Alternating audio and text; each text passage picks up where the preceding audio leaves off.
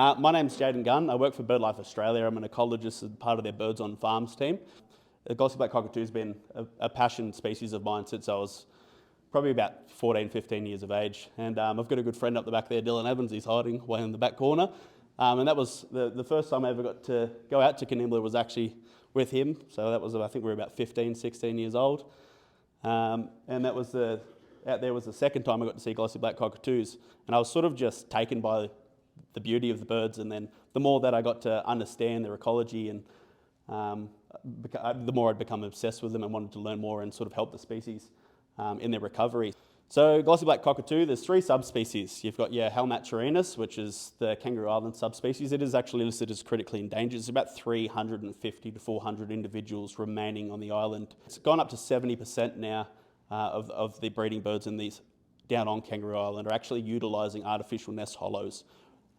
That's post-fire. Before fire, it was 42% uptake of artificial nest hollows, which shows how important they are down in that location. However, up in the mainland of Australia, working with Queensland subspecies Erebus, which is generally about 150, 200 kilometres north of the Queensland border it starts, and then the species we're talking about here today, which is Eucalyptorhynchus lathami, have a 0.1% uptake of artificial nest hollows on the mainland. I just wanted to show you something as well. Eucalyptorhynchus is Latin for hidden beak. Glossies have got this side facial feathers, and they sort of go up and cover their whole face there when they're comfortable or cold, and that's what that bird's doing in that photo, and that's a female as well. So we've got all of our species of black cockatoo there, Eucalyptorhynchus and Funereus species. You've got your red tails on your right. On your far left, you've got your yellowtail, your two white-tailed species, your Bordens and your Carnabies, and then you've got your little glossy there, which is the smallest of the black cockatoo species. The red tail there, which is most often confused for, you can see it's visually quite different. It's got a lot more yellow markings on the breast and the wings. The beaks are a different shape. The crests are much larger, or this female here doesn't have her crest up. And they're a much bigger bird. So if you see them side by side, which is not something you probably get the chance to do unless you've seen them in captivity, they're very, very different. The female there, that's a glossy, second from the right. She's got yellow markings on the face, which is indicative of a female. But males can also have some yellow spotting, and I'll show that in a second. Go through some of the variables in the plumages. And then you've got your yellowtail there on your far left. It's the yellowtail, your red tail, and your glossy black cockatoo that have the largest sort of geographical overlap and often cause confusion. And as you'll see there's the overlap of the three species that are most often found sort of inhabiting the similar or the same environments. So there are some areas up north where you've got, particularly on the sort of Queensland border there, and inland a little bit, where you've got significant overlap between all three species. Although they do inhabit different areas, particularly the glossy black cockatoos, they're a little bit more secretive and they like to be out of a lot of people's business, but we do find them coming, particularly up in places like the Blue Mountains and that northeast coast, Dorrigo, coming into people's backyards and things where they've got habitat planted or available to them there, or watering sources. Quite often seen drinking in puddles and things on the side of the road, particularly after rain. So this geographical range has shifted a little bit. That's sort of a blurb. It just gives you an idea of how much we actually don't know about specific points of the species distribution range. They do come in as far inland as Griffith. Glossy black cockatoos are sexually dimorphic, meaning both the male and female have different characteristics. With a lot of birds, particularly in parrot species, generally the male is more attractive, aesthetically appealing to the eye than the females are, but I think in this case, the female of the glossy black cockatoo is one of the rare examples where they're hands down more pretty. It depends on your preference, if you like the red or a bit more yellow. I really like the splash of the yellow in as well. So you've got your female here. She's an uncharacteristic sort of female. She's got a bright yellow face, which is really sort of irregular and varies between individuals. We can actually use the markings of a female bird's face to identify individual birds, and we can use those pictures of female birds to identify the birds year after year. However, she's got an all yellow tail almost, which is quite strange. Just an example of how the species could be confused with, say, a yellow-tailed black cockatoo. And then on the left here, he's a young male. You can see his bars are thinning out, and I'll explain that a little bit in a minute. But he's got yellow on his face. It could be confused as a female or a young female. There's no yellow in the tail. You see there that photo on the left is feeding on Alacus-rena diminuta. Another fact about glossies is the spotting. So a lot of the time, particularly in your coastal populations, and then again in your Calyptorhynchus Lathamite erebus subspecies and then Halmaturina subspecies, they have reduced spotting on their bodies. So you don't get a lot of the yellow and the spotting in mature birds. However, in our inland birds in particular, the hens tend to retain the spots throughout the majority of their life, particularly in their wings. It's just the body that loses the spots. And they also retain some of them in their ventral feathers down there as well, which is sort of not characteristic across the whole species. So this is just having a look at the male and female's tails. You've got a female there that's been sitting on the nest. She's flown out, caught her mid-flight, and she's got a really scruffy, banged-up looking tail because she's been sitting tightly for months and months with her egg and then very young chick. The male on the left, that's a good example of a male over sort of 4 to 5 years of age, where he doesn't have any barring anymore. He's got his full red tail panels, so he's sexually mature, and that's what he uses, and I'll go through that in a little bit, to woo his mate with, or potential mates. Up the top we've got a female, but another quite variable hen. So she's got nice yellow on the face, very clear, so you can tell it's definitely a female, but then she's got no yellow in her tail whatsoever. So a lot of the time people will say glossy black cockatoo females have always got sort of orange or yellow bit in their tail. This hen has no yellow, no orange, it's pure red.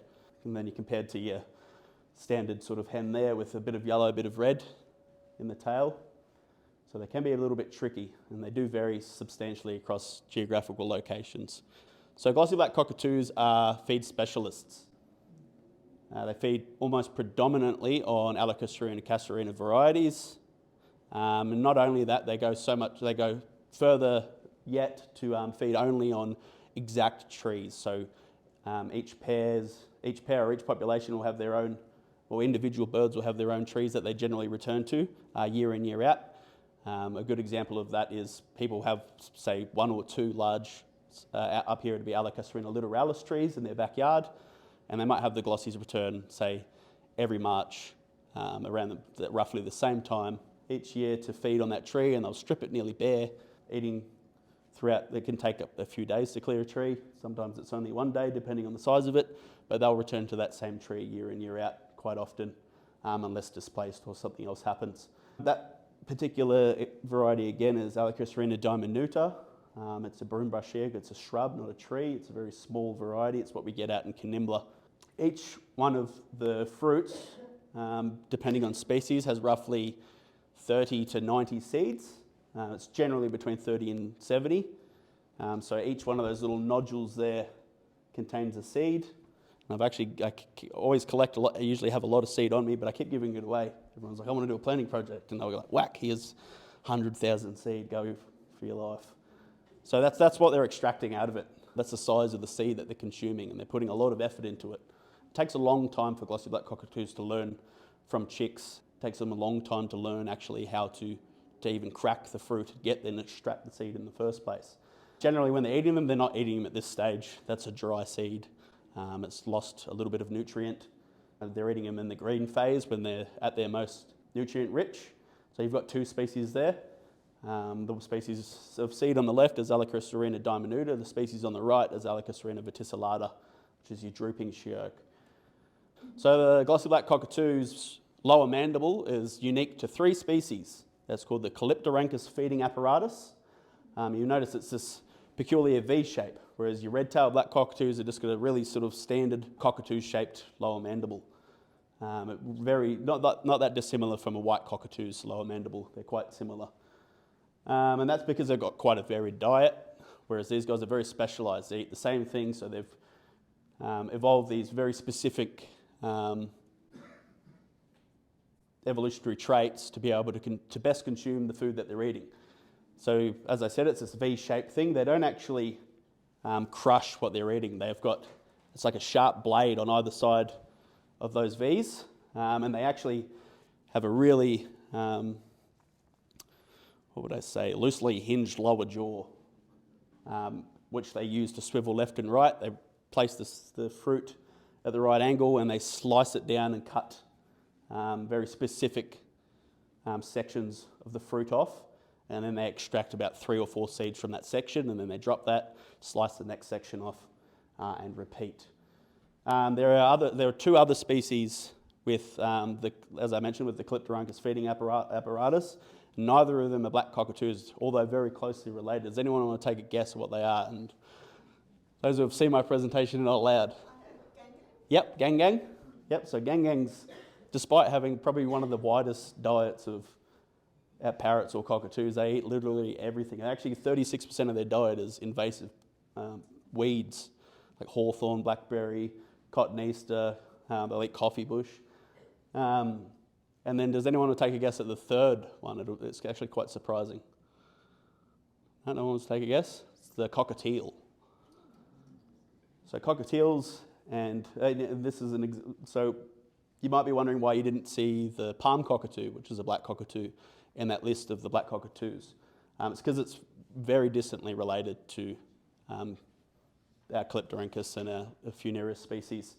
Whereas the gang cockatoo and the cockatiel are actually closer related to these guys than they are to white cockatoos or galahs or any of our other cockatoo species.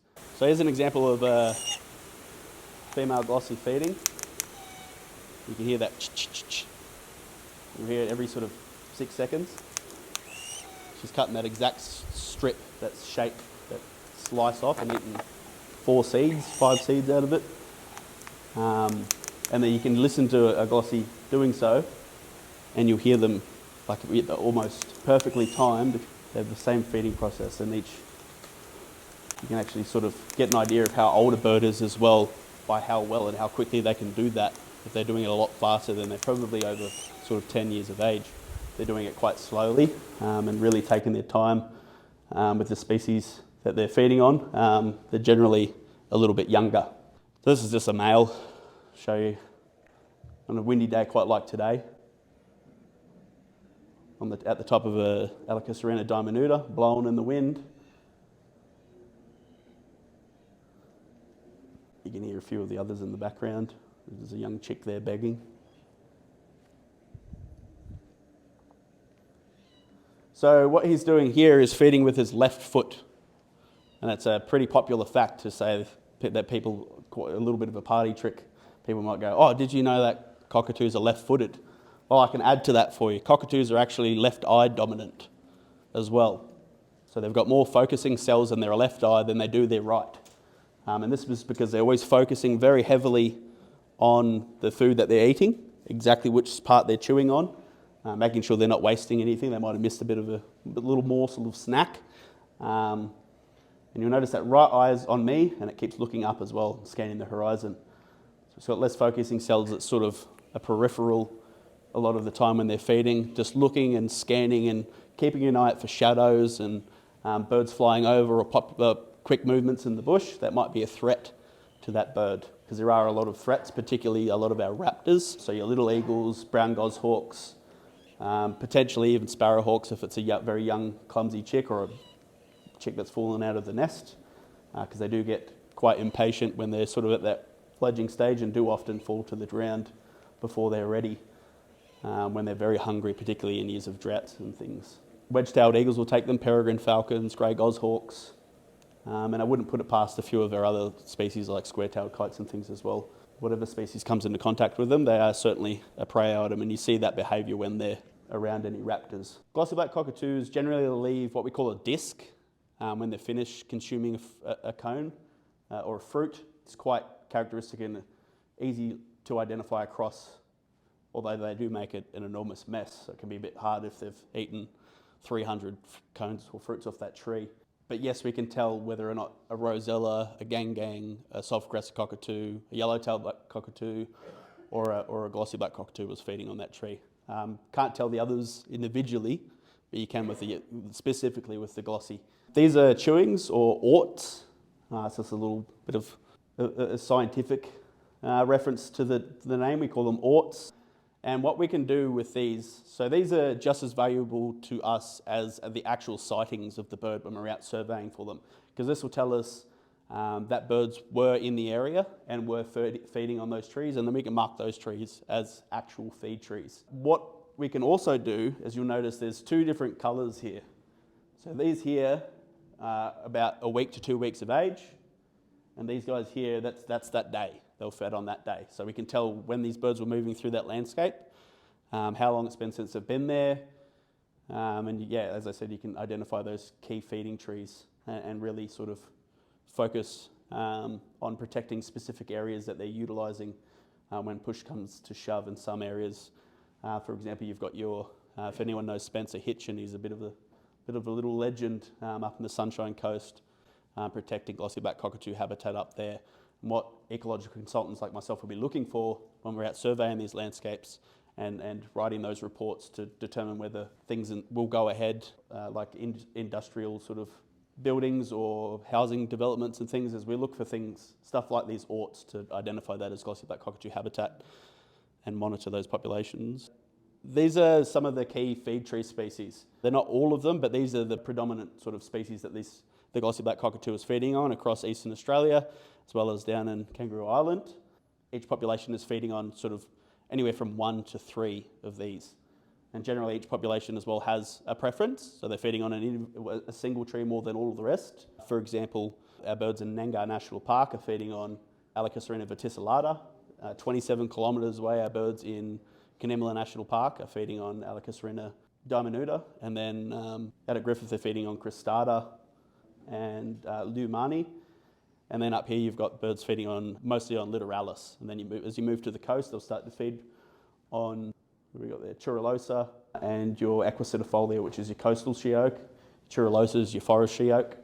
And each population, as I said, as they move through these landscapes, they do tend to swap and change, but they've got their favoured feed trees. And given that a lot of the birds are sort of restricted in moving throughout these landscapes, particularly out in the agricultural landscape, more so, they're only restricted to one sort of or two feed tree species. So we're really trying to protect those and enhance that habitat that's already there by providing these feed trees for them.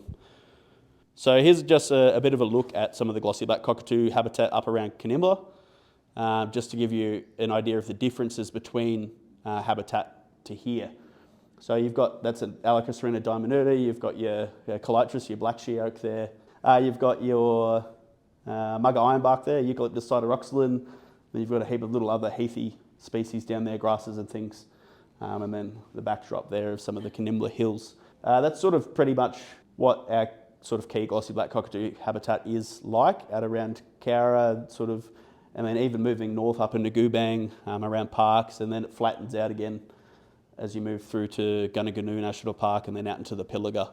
But the habitat, even though that's such a big distance away from Cowra, the habitat's still quite similar. There is obviously a lot of variables in species, but it does look quite similar, minus hills as you move north.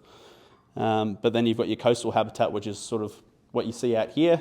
It can be quite wet sclerophyll, but they do also feed on, you'll get diminuta and things up on the sandstone sort of flats up on the tops of the hills. And you'd even get things like distilla, Allocacerina distilla up here, and potentially a couple of other species as well. So this is just a bit of a look at the effects of the last drought. So it's looking all right there, a little bit green. You can see there's a little bit of dieback, and that's your natural dieback. That's what a healthy glossy black cockatoo feed habitat looks like. And if you go to the next slide, this is 2019, just before the fires. So there was about a 70% dieback of Allocacerina diminuta in Connimala National Park across the majority of the park and all the areas that I was surveying. Although we didn't get fire, and we were very lucky we didn't, because that place would have gone up like a tinderbox. The glossy black cockatoos were effectively displaced. Majority of them were displaced from the national park, and that's what sort of caused their movement back out into that urban and peri-urban environment, and then feeding on species that they don't rarely feed on. So your Casuarina cumminghamiana, which is your river sheark, they don't feed on that because the fruits are too small, the seeds are too small. It's too much effort for them to actually get anything out of it. And they're actually feeding on Calitris, your black sheark, and stripping the outsides of those fruits. And a lot of the birds sort of started to look quite drab. Glossy black cockatoos are known for not only the bright yellow in their face and the nice red throughout their tail, but they've got this, what gives them the name Glossy Black Cockatoo is that iridescent shine on their wings. It looks like oil and water. So you see deep purples, greens and blues reflected in the wing feathers. And they get that from the high oil content of the feed that they're eating. So the shearks are super high on oil, super high in protein. They're a bit of a superfood. They're generally upwards of 50% in protein and about 30 to 40% of fat. So creating habitat for Glossy Black Cockatoo. So it's just some little snippets of the things to consider. Identifying your local population's feed tree species. Obviously, you don't want to go planting Alicus equisetifolia up here. It won't grow very well. It grows in sand. So you want to focus on what your local population's eating. So up here it'll be mostly littoralis. Get a list of compatible indigenous ground covers and things as well to accompany those feed trees. So when we're doing plantings, we're not just trying to do plantings for Glossy Black Cockatoos. We're trying to benefit the whole local ecosystem. Unless you're doing a sort of a supplementary planting in some areas you've lost or don't have any feed trees within that location, but you've got a nice healthy intact sclerophyll or dry sclerophyll woodland forest, you can still go in and do a supplementary planting and just add a couple of feed trees here and there. Consider Alicus and Casuarina characteristics. So only half of the trees that you plant will bear any fruit. So Glossy Black Cockatoo feed trees, your she oaks are dioecious. They have male and female plants, and only one of them produces the fruit. So you need to double up. A lot of them are also wind pollinated and generally tend to grow in groves in close proximity to one another. So if you've got one planted over there and then one planted way, like a couple of kilometres away, don't expect either of them to fruit, despite having both male and females there. They are somewhat pollinated by insects, but if you ever see a grove of Casuarina planted on a windy day at around this time of year, you'll notice that the pollen just blows like a cloud of, or a plume of smoke. Consider connectivity, so that's what we're doing out in the mid-Lachlan region, is trying to create that glideways, that connective structure from one national park to the other, so to allow them to move freely throughout those landscapes, and also to encourage a bit of genetic diversity spread between those two populations, because they are small populations in those areas. We've probably only got 150, 200 birds in each of those national parks, despite one of them being 600 to 800 hectares. The other Nangar is a little bit smaller. Unlike a lot of species that evolve on archipelagos, small archipelagos and islands and things, these guys are very susceptible to a lack of genetic diversity. They get issues with their wings and feather development. So if you've got inbred birds, the feathers can actually grow back to front or upside down, or both actually. It's happened to a few different species. So yeah, that genetic diversity between populations is really important, and allowing them to access that is pretty critical in some locations when you've got really small populations. Particularly when you're doing things like nest hollow installation. If you're going to put nest hollows up for Glossy Black Cockatoos in areas where they're not known to breed, they're not going to breed there. The only way Glossy Black Cockatoos nest in flocks. So you've got one nest here, you'll have another nest 200 metres away, you'll have another nest 400 metres away, but it's still this big loose flock, despite sometimes there'll be nests a kilometre or two away from the other ones. But as I mentioned, it's still this big loose flock. So if you've got glossies breeding 10 k's that way, you're not going to get, and you've got no glossies hanging out over this way or breeding over that way, you're not going to get glossies breeding over there unless there's some sort of movement in the population across to those areas. Same with planting trees as well, so that's critical to know what species you're planting and where, not just for the Glossy Black Cockatoo's preference, but species like Alicus diminuta, verticillata, littoralis as well, don't like wet feet, so don't go planting them on a creek line, don't plant them in a swamp, don't plant them in a paddock that floods, otherwise they ultimately die, they get yellow tips on them and then they just start to fall over, particularly drooping sheark and your Alicus distilla and diminuta, your shrubby stuff gets too top heavy and falls over when planted in wet areas. Plant in autumn, I'm pretty sure it's the same here as well. Plant in autumn, so you plants can sort of get a bit of frost hardiness through the winter, allows them to set their roots, and then by the summer you don't have to do any watering. If you plant just before summer or you plant in spring, you get a water through the whole spring and summer seasons, unless it's a really peculiar year that you get rain, like we have had the last 3 years. Tree guards, they're highly palatable. Cabity Valley Landcare is a good example of this. They planted a heap of, not for Glossy Black Cockatoos in particular, Casuarina Cumminghamiana for regent honey eaters. Then they were going to do some mistletoe propagation on those to promote sort of habitat for regent honey eater, which is one of our critically endangered species, about 250, 300 of them left in the wild. But they didn't put adequate tree guards around them, and the cows ate all of them. And they weren't little shrubs, they were highly developed ones, so they were quite expensive. So if you don't put adequate tree guards or protect them, they will be eaten by pretty much everything that eats leaves. At your place, you've got hares nipping at them.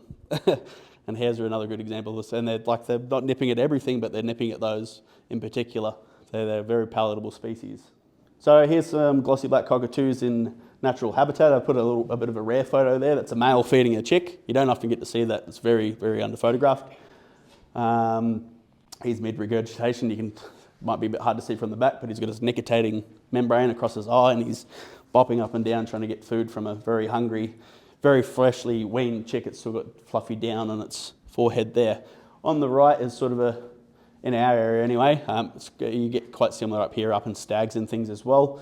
There's a pretty typical flock of glossy black cockatoos. So you've got your trio up the top. That's indicative that they've bred. That's probably last year's young. You've got a pair down the bottom, so your female, and then a bit hard to see, but that one's likely got a black face or brown head, and it's a male. Then you've got another pair here. It looks like 2 young males there. You do get small bachelor components to a lot of flocks. You even get large, entirely bachelor flocks because there's generally an imbalance of sexes in those populations. You've almost always got more males than females, which leads to a bit of fighting and bickering in the breeding season. You've got males always try their chance at trying to pair up with a female. Generally, the birds that do pair, because you've always got spare mature males, young chicks, females, when they're reaching that 12 to 14 months of age, a male will come down and take on that feeding responsibility for the last month or so, extending that feeding responsibility and pairing up in the process with that young female, whereas males take a little bit longer to wean. This is likely a young male. He's got no yellow in the tail, although that's not a sure thing. It's probably about 70% chance that that's a male. So this is a glossy black cockatoo's epigamic display, which is breeding display. A new word for you, epigamic. So he's just flashed his tail, the female's face. A whole face full of butthole right there. And that's actually a young chick. You see, she's not interested at all. He's just sitting there begging for food, wants a snack. But the male will just repeat this over and over and over again. That could even be this year's chick, because it's going into breeding season, or sometimes the males will just try their chance throughout the year. Generally, throughout summer and upwards into autumn and now, you'll hear this. But young males will practice on each other all the time. There's no real rule to when they're actually doing their epigamic display. You can hear it any time of the year. But yeah, right now is when it's sort of most prolific. So here you've got some chicks. The one on the right, I'm an aviculturist as well. I breed a lot of birds. That's actually a red-tailed black cockatoo. This is taken in 2016. So that chick's 1 hour old. Looks like he's been struck by lightning. He's got you can see that white bit on the tip of his beak, that's his egg tooth. And that's the bit that they use to cut themselves out of the egg. You'll see these glossy chicks here. These are actually glossy chicks. They're got much whiter down. These bright yellow. You see the eggs split. Oh, that one's a mess. But those two there, you can see them, they're in halves, and the chick will saw its way around. You'll notice that the nests are quite dark. They're nice and wet. And that humidity is really important to the chick getting out of the egg.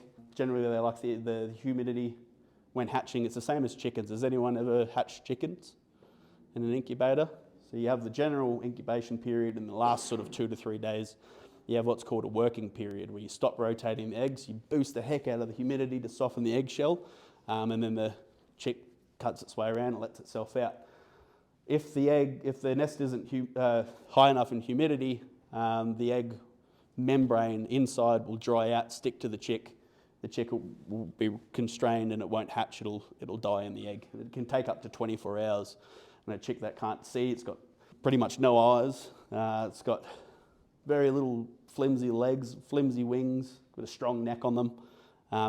You can imagine it tires out very quickly, and after 24 hours of trying to fight with an egg to get out of it, you can imagine that they would be very, very exhausted if they got stuck. Why the Glossy Black Cockatoo is covered in fluff is because they are quite a peculiarity among parrots or birds in general, is that they nest in winter. So chicks are in the nest right now, or hens are sitting on eggs right now in the coldest part of the year. So when these chicks hatch, they've got to have this thick, fluffy coating to be able to maintain that body temperature, to be able to thermoregulate. Now, Glossy Black Cockatoos take about 30 days to hatch, and then they have the longest nesting period of any cockatoo species on the planet. So the chick is in the nest and doesn't leave and fly out of the nest until it's more than 90, 91, 92 days of age. So they're in there for a very long time, about 3 months. And then with that 30-day incubation period as well. So it's a very, very long process for the female, who's the sole bird, one of the parents that feed the chick while it's in the nest. The males will feed the female, and the female will then go back into the nest and feed it. So the hen will sit on the egg for the 30 days. Then she'll sit on the chick for about 12 to 14 days, usually, sort of the safe number to say. And then both parents will leave the chick for 12 hours a day on its own, unfed, until night. So the hen sits on it, comes down and feeds the chick, depending on the age, at night. They get back about 5:30, 6:30 at night. My partner, Karine, up the back, there's been on plenty of nest stakeouts with me. We're sitting there very cold in the dark, just waiting for hens to come back.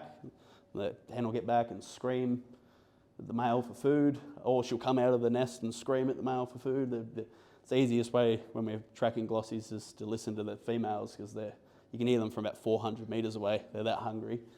And then the chick as well. You can hear them, they're little tiny things, but they've got a big attitude on them when they're hungry. The survivability rate of a Glossy Black Cockatoo chick within its first year is about 50%. So only about half of them make it to the first year. And then beyond that, the survival rate rises exponentially. And they're terrible flyers in the first sort of month.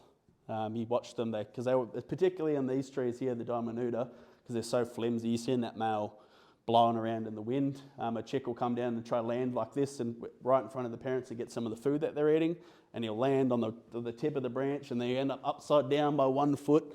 And quite often I see them, they fall on their backs, so they're going to do like a walk of shame on the ground and sort of try to climb their way back up a tree, and they're just terrible. I watched a brown goshawk up in Kanimbla try and hunt Glossy Black Cockatoos.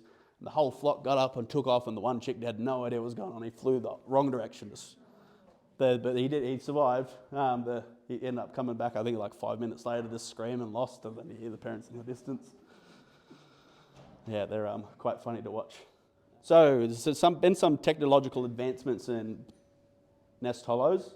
We're not just using wooden ply boxes anymore, and for Glossy Black Cockatoos, that's just not an option at all. As I mentioned, they're winter breeders. If you've got a thin ply nest box, put it up in a tree, even if it's the right size, you get a Glossy Black Cockatoo nest in there. Egg hatch, chick is sat on for another 10 to 14 days, hen gets up, leaves the chick for that 12 hours when it's a tiny little thing. Although it can thermoregulate, if it's 0 degrees outside, it's probably 0 degrees or close to 0 degrees inside the nest box.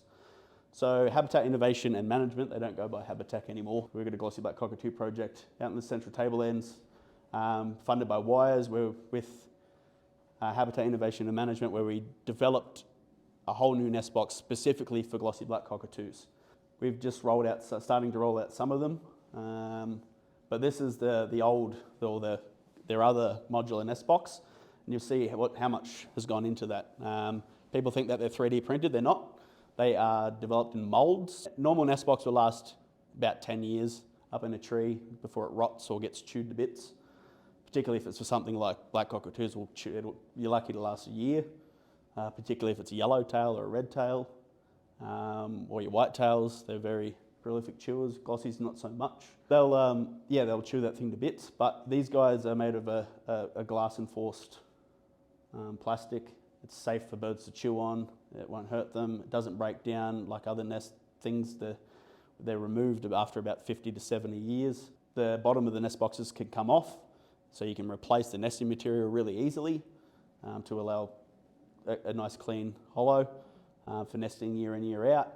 These boxes are really stable in temperature, so if it's 35 degrees outside, it'll be 7 degrees lower at a maximum on the inside.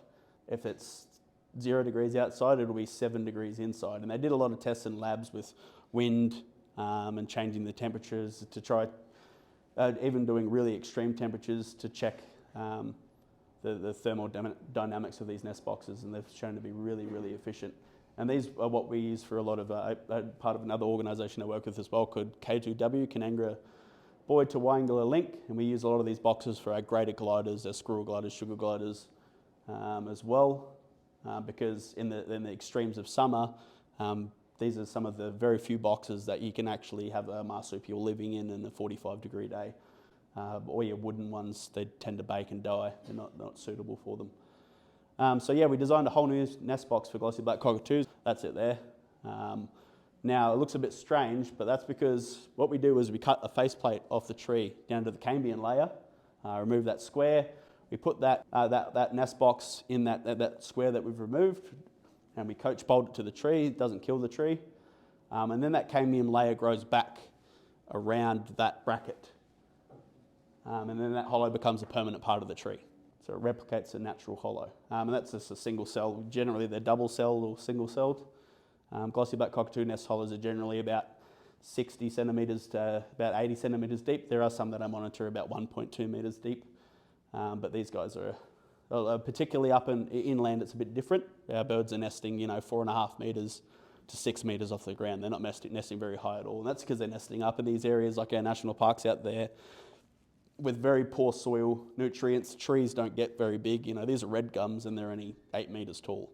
You'll see on an old scar tree how it grows back like that. That same idea was applied to the healing process of the tree to be able to put that there and for that to become a natural part of the tree. So when like I said, when the tree heals, the bark doesn't grow down. They only grow that way and recover that way. So there's only been like two birds nest in artificial hollows in the whole of mainland Australia ever, despite the hundreds of projects now trying to put nest boxes up for the species. So there's no point? Not unless you know what you're doing. So a lot of people are putting them up in their backyards, or they're going out into places where they know that glossies feed, but they're not breeding there. So they're going, we'll put nest boxes up everywhere for the glossies. But they don't breed there. They have their spots, and they go to those spots year in, year out, and they use the exact same hollows. So unless you're putting a nest box up to an established breeding site or an active breeding hollow, there's no point. It's sort of best left to the people who are working with the breeding populations, there's a few of us around. And there's a lot more work being done on breeding populations of glossies now. We have rolled out some hollows in breeding locations. But that's not to say that if we're putting up a ply nest box in a tree, there's no point doing that at all, because regardless if a glossy somehow manages to raise a chick in it, in that 10-year period, there's likely not to be too much fluctuation in the species movement and breeding locations unless a fire or something comes in. However, these guys will be there for 70 years. If you put them up in the wrong location, other things will use them. They've got that longer lifespan. So they could, over the span of they're up in that tree, there could be some shift in movement. And it could like glossies will inspect hollows for years. You'll see them nest in the same one, but you'll watch that hen go to another hollow and she'll look in that for 2, 3, 4 years, but won't actually nest in it. And then one year, 4 or 5 years later, she'll go and she'll nest in that hollow. So they do change every now and then. They don't always use the same hollow, because if you use the same hollow year in, year out, and then the predator comes and eats your baby every year, it knows, it's learned as well, so you've got to mix it up. They mix it up every now and then. And those hollows are thermodynamic as well, so they stay warm inside. We used eucalypt as a substrate, as mulch as a substrate, as all people should, because it We use eucalyptus for our cleaning products. We use it for medicine. It's good for our throats. It's the same for a nesting bird, particularly parrots or even your marsupials and your other things as well, insects and things that use these hollows. Nesting is a messy job. It's a lot of poo. Glossy hens or other birds, particularly parrots, will chew up the inside of a hollow and make a new layer of mulch every season, and then recreate that clean, sterile, that bedding that they utilise. You know, the eucalyptus is antiseptic, it's antifungal, anti-inflammatory. It's a great product. So key threats to glossy black cockatoos: land clearing. Out where we are, habitat fragmentation is a massive issue. If a bird can't move freely throughout a landscape, or safely throughout a landscape, it's doomed to death. So that's what we're doing, like I said, at Mid-Lachlan Landcare, trying to allow these birds to have habitat to move through and feed as they move throughout the landscape. And then just habitat loss in general. Like I said, glossies are a specialised species. If they lose their feed trees, they're effectively displaced immediately from that area. They can't reside there. One thing I forgot to mention about she oaks. So your shrub species take, after a fire, they're not a fire retardant species at all. They're very flammable. Even the green leaves, you can light them. As I said, they're high in oil content, like a eucalypt. You can light the leaves on fire and they go up like a spark. Even when they're fully green, fully full of moisture, they're still extremely flammable. After a fire goes through, your Alacacerina distilla and your Alacacerina diminuta take about 2 to 3 years before they produce food that a glossy black cockatoo can eat. Whereas your Alacacerina verticillata, your littoralis, your churulosa, your large tree species, depending on where they're growing as well, they could even be slower, but it generally takes 5 to 7 years after a fire moves through that area before glossies can even use that habitat again.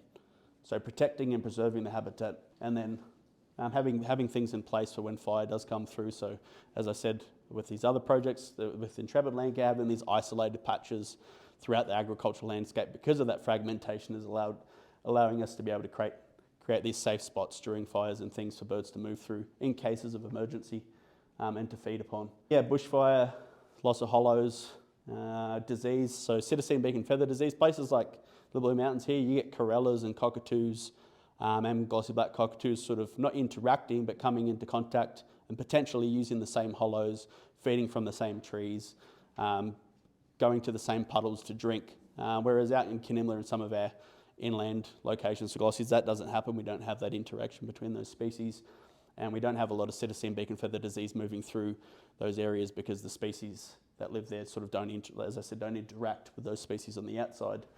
Kinimla National Park, you very rarely see cockatoos in there unless you're in the fragmented central bit in the farmland, but up in the hills and stuff you won't.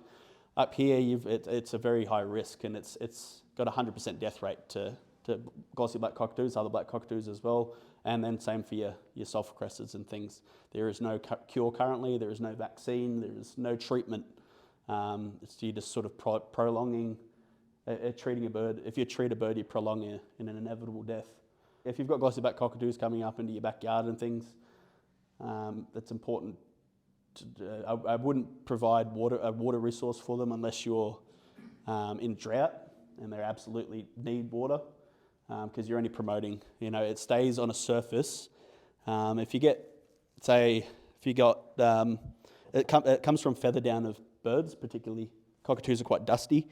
If you got a white cockatoo who's got citizen beak and feather disease and it lands on this table surface, and it remains relatively undisturbed, it can stay alive for 7 years on that surface. So if you've got a hollow, imagine, and it's not in a eucalypt and doesn't have that sterilising process that helps to break that down over a shorter period of time, if it's in an introduced species or something, or a stag, a dead tree, and a white cockatoo uses it, and then the next year a glossy black cockatoo uses it, that bird will likely contract citizen beak and feather disease or avian circovirus. Slow breeders. Glossy black cockatoos have one chick every 2 years generally. Biennial breeders. Sometimes they'll have a chick every year, just one, but always only one.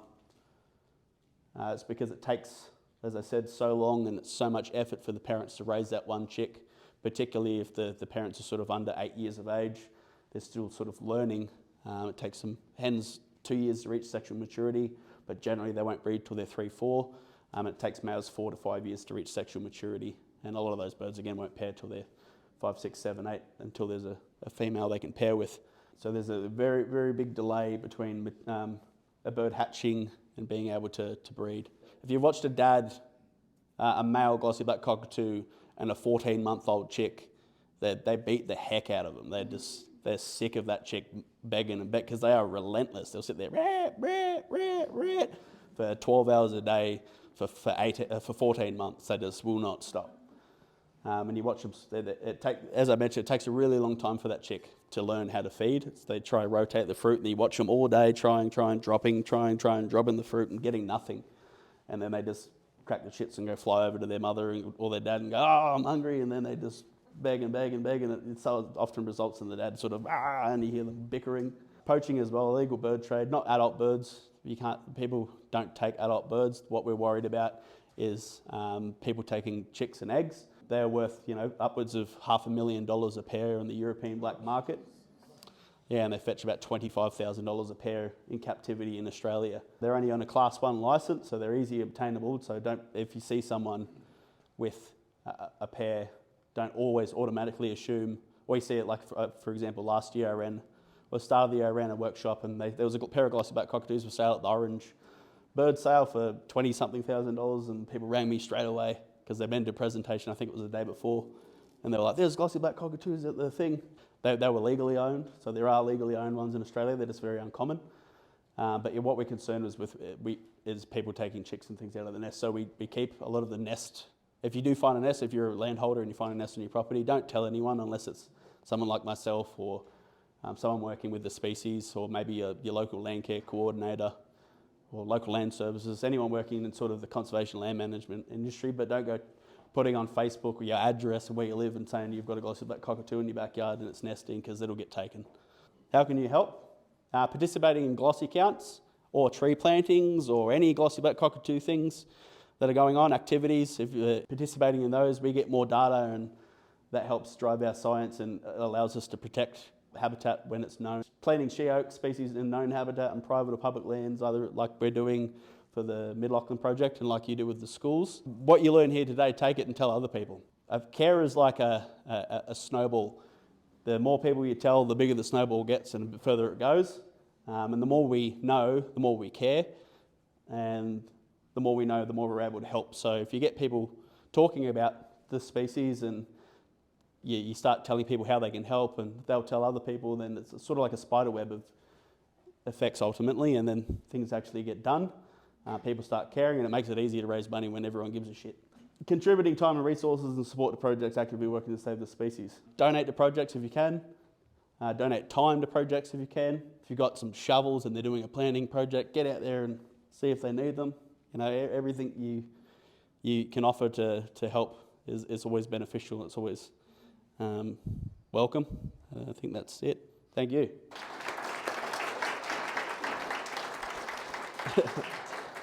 And all the photos that you saw, I took myself. So we created a project called the Spirit of Garrard.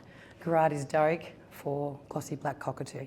We planted 20 Casuarina trees in our school, and they are growing very strong and they are beautiful, and the children take to them like they're the most important things that we have growing in our school, and we look forward to them creating seeds and obviously having some glossy blacks enter our school grounds. One of our project that we did at Glenbrook was to incorporate Indigenous knowledge as well as Western science to conserve the glossy black cockatoo, which is my totem.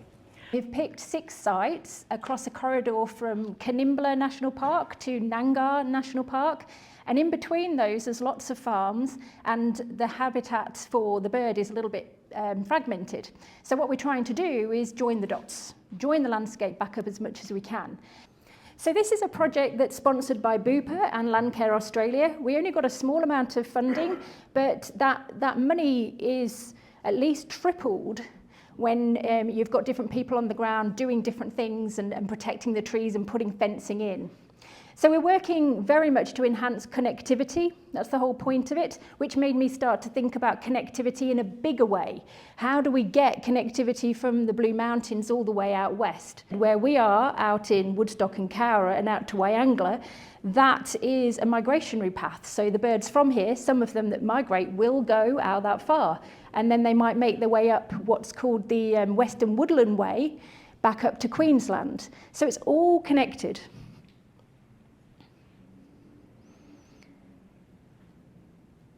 This is one of our planting sites that we just did, and it was not easy. It was very rocky soil. But we managed to plant, I think, over 300 plants. And when we're doing our planting, we're not just concentrating on the she oaks. The she oak is a really important species, and it's the one that the glossy blacks will eat. But we also have to create a mixed and healthy habitat. So we have understory species that we put in too, along with a few other eucalypts, so that we create a nice mixed habitat for not just the glossy black cockatoos, but for everything else. And we can also produce those hollow-bearing trees eventually. So we had a whole heap of volunteers come out from Sydney. And what I want to do as well while I'm up here is invite you all to be part of that if you like. Out in between Canimbla and Nangar is beautiful bird watching environment, and like I said, we do have some similar species, we have some of the same, but we also have some different things to what you get here in the Blue Mountains. There's a number of different planting days still to come, and we also have the option of anybody who wants to come and join us on Saturday the 5th of July for habitat planting and you stop overnight, we can do a guided walk through Canimbla and Nangar, which is where we have our glossy black cockatoos nesting and you know, hanging out basically. So we've had a whole range of projects that I've been involved with. We've got this one here in the mid-Lachlan region, but we've also got another 4 projects in Illawarra, one in the ACT, one up in the Hunter Valley, and then one down in Mornington Peninsula. And those projects, in particular the 4 with Intrepid Landcare groups, were done in response to the 2019-2020 bushfires. I jumped onto some of our data collecting programs, so eBird, and then we've got our own one, which some of you may be very familiar with, which is Bird Data. And the sightings of glossy black cockatoos within that 2019 and then particularly into 2020, 2021 were quite peculiar. It's something that I picked up on, and they were sort of moving throughout out of their natural habitat, these large intact bodies of forest, and moving into peri-urban and urban environments. So down at Bathurst and Orange, they're around the tips, they're in the heart of the city, feeding in parks and things, because they had lost their food source in a lot of areas, not only because of fires in some places, but it also just purely because of drought in other places as well. We had them around Cowra hanging out in the tip as well, and then down around the Mornington Peninsula, which is generally not as far south as they go, except for the Kangaroo Island subspecies, which is, they were sort of looking out into this agricultural landscape for food resources. So what we've done with some of these other projects, as well as this one, is sort of look in places where they could potentially utilise and move through, as well as areas where they did show up in response to those fires. And we've focused sort of planting in those areas to try and create these isolated patches of remnant habitat for these birds in case of catastrophic events like fires and drought.